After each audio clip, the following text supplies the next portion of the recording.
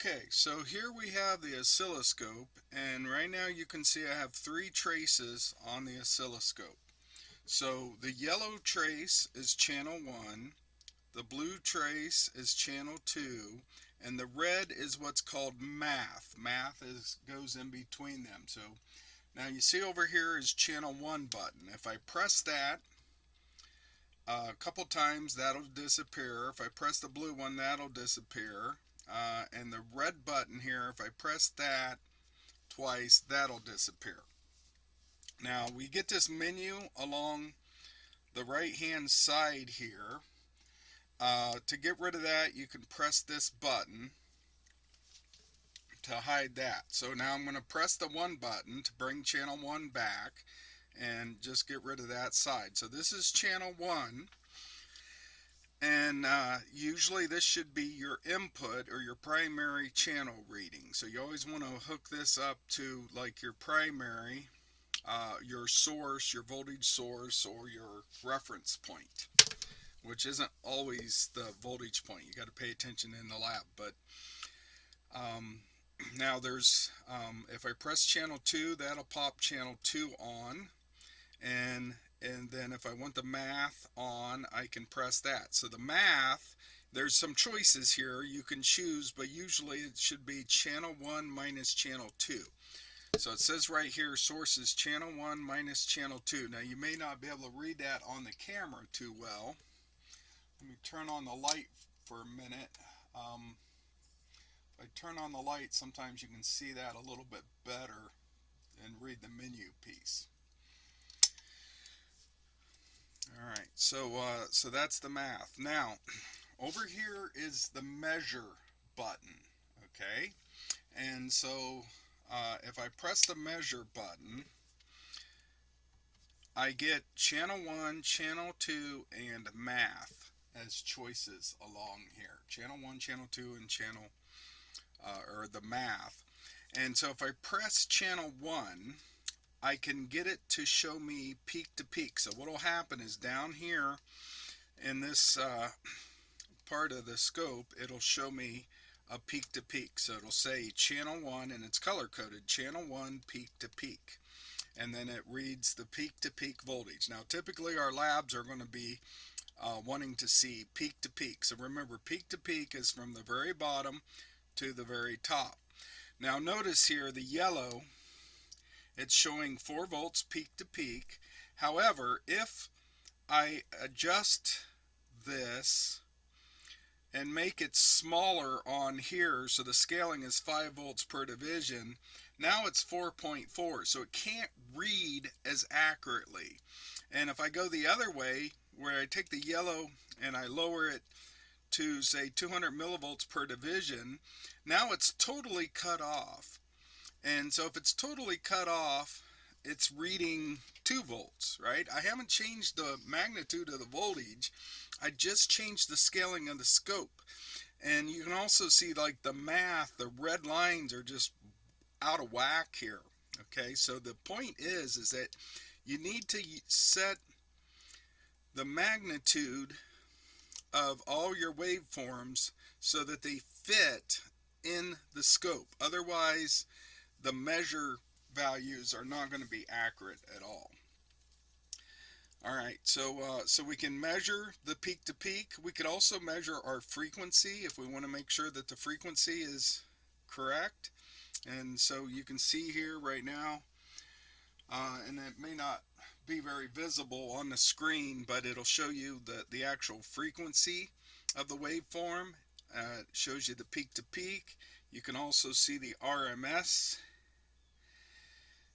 If you scroll down, you can see the RMS. And to get rid of those, then you just click on it again, and you see it puts a check mark. Not sure how well it shows up on the screen there, but there's a check mark for the things that are checked.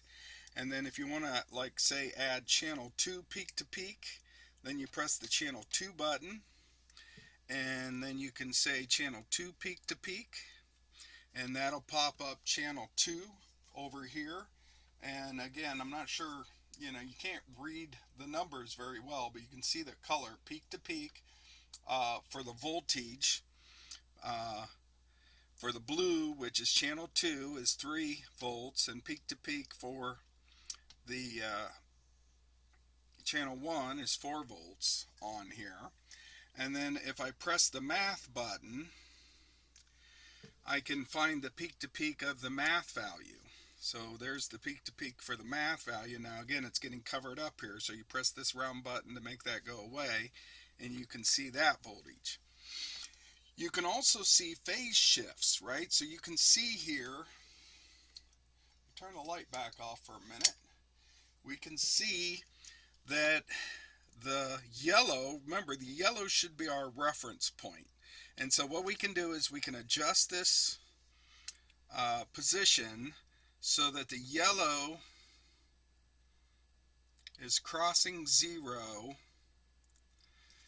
at this vertical dotted line here, right? So this is our 0 reference here, and it's crossing 0 there at that dotted line. So that is the start of our sine wave right here. That's our reference. So you can see that the blue is in front of the yellow. Okay, so if this is a capacitive circuit,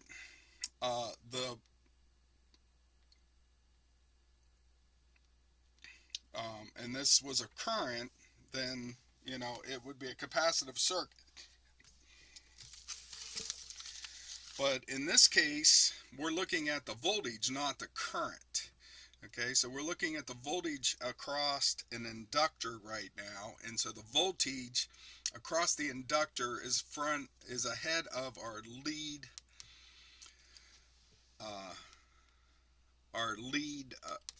voltage, and the math, the red one, is VR. So remember that the current is in phase with the voltage in a resistor. And so the resistor here, VR, is the red.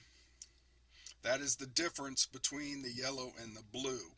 And it is behind. So if you see here, you see that the yellow channel 1 is our reference. We see that the red is behind that, which means our current is lagging. And then the blue, if you look at the blue, that is leading the yellow. Okay, so that's the voltage across the inductor. So I've got a 10 milliohm inductor and a resistor in here. So now I can look at the phase shift using these measurement techniques. So if I want to measure the difference between channel 1, I can press the channel 1 button. Again, turn a light on, we can kind of see channel 1. So I press the channel 1 button, and then I have all the different options here. Now the option we want is phase, and for some reason they've decided to put phase way at the bottom. So you got to turn this big knob down, down, down, down, down until you find phase.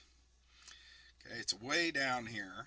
Okay, so there's phase, and now I can press phase, and now I get channel 1 minus channel 2. And I can see that phase, and you see that that's 37 degrees. And then I can also put channel 1 minus math, which will give me the phase difference between the yellow and the red. Alright, and that's kind of off the screen there. Okay, but that is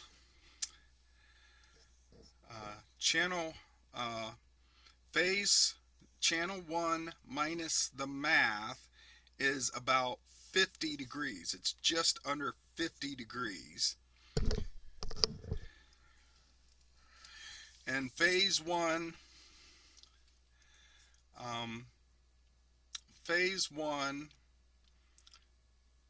minus phase 2 is just about 40 degrees. So what that's saying is that the difference, okay, I don't know if you can quite see the numbers here, but we have 40 degrees between the blue and the yellow, and 50 degrees between the yellow and the red.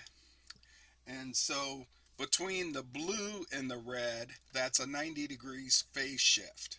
Okay, so that's our 90 degree phase shift between the blue and the red here.